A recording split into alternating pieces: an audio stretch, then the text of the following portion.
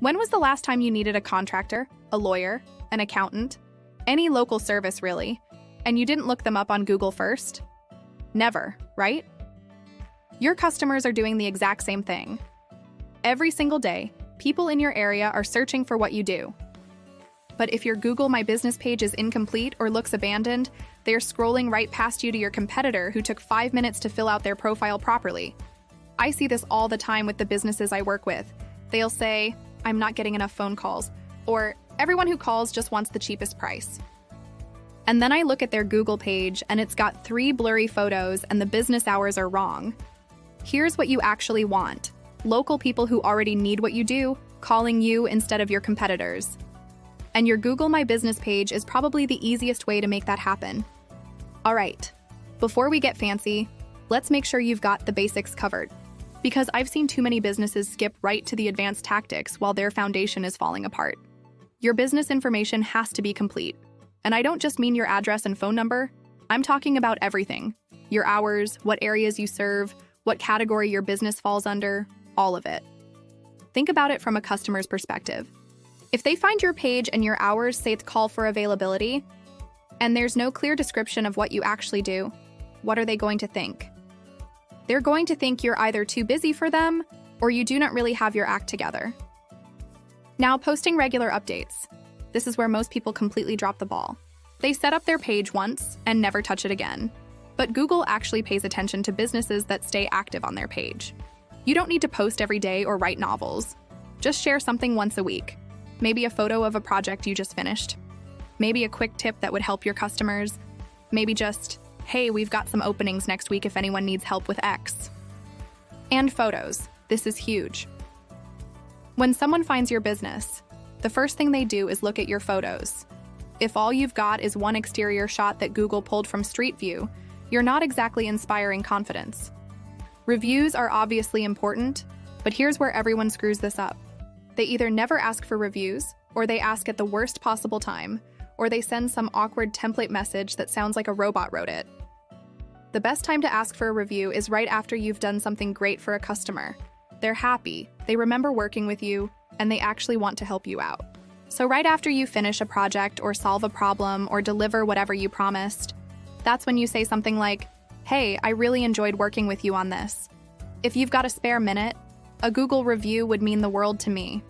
It really helps other local folks find my business." That's it.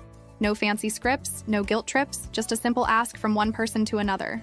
There's also this questions and answers section on your Google page that hardly anyone uses. But customers actually look at this when they're trying to decide whether to call you. You can add questions yourself. Stuff like, "Do you offer emergency services?" or "What areas do you cover?" and answer them. It's like having a FAQ right on your Google page. Google gives you all kinds of data about how your page is performing, but most business owners never look at it. Big mistake. You can see how many people found your page, how they found it, what they did when they got there. This tells you what's working and what isn't. Like, if a bunch of people are looking at your page but nobody's calling, maybe your phone number isn't easy to find. Or if people are clicking to your website but they're bouncing right off, maybe your website needs work. This isn't about becoming a data scientist. It's just about paying attention to what's actually happening so you can fix the obvious problems. Most business owners think of their Google My Business page as this separate thing that just sits there. But what if every person who found you on Google also ended up on your email list? Here's what I mean. Someone searches for what you do, finds your business, but they're not quite ready to call yet. Maybe they're just starting to look around. Maybe they want to think about it, whatever. Normally, they'd look at your page, maybe visit your website, and then disappear forever. You'd never hear from them again. But what if your Google page mentioned a free guide or checklist you offer? Something like, "Free guide to choosing the right contractor," or "Checklist to prepare for tax season." Whatever makes sense for your business. They click over to get that guide, give you their email address, and now you can send them helpful tips and stay in touch until they're ready to hire someone. And guess who they're going to call when that time comes? Okay, here's what you're going to do today. First, go claim your Google listing if you somehow haven't done that yet. Seriously, if your listing isn't verified, Google basically pretends you don't exist. Second, fill out every single field in your profile. Use the same words your customers would use when they're looking for you. Don't get fancy with industry jargon. Just talk like a normal person. Third, commit to posting something new once a week. Set a reminder on your phone if you have to. It could be a photo, a tip, an update about your schedule, anything that shows you're still in business. Fourth, start asking happy customers for reviews. Not every customer, just the ones who seem really pleased with your work. Remember what we talked about? Getting the contact info of people who aren't ready to call yet? Create a simple web page that offers something useful in exchange for an email address. Maybe it's a guide, maybe it's a checklist, maybe it's a discount on their first service. Whatever makes sense for your business. Then mention it on your Google page, in your posts, maybe even in your business description. Get our free homeowners maintenance checklist at our website. Now, instead of just hoping people call you, you're building a list of potential customers you can follow up with. What if I get a bad review? Look, bad reviews happen to everyone. The key is responding quickly and professionally. Don't get defensive, just acknowledge their concern and offer to make it right. Future customers are watching how you handle problems. How often do I really need to post? Once a week is plenty. Consistency matters more than frequency. Do those Google posts actually do anything?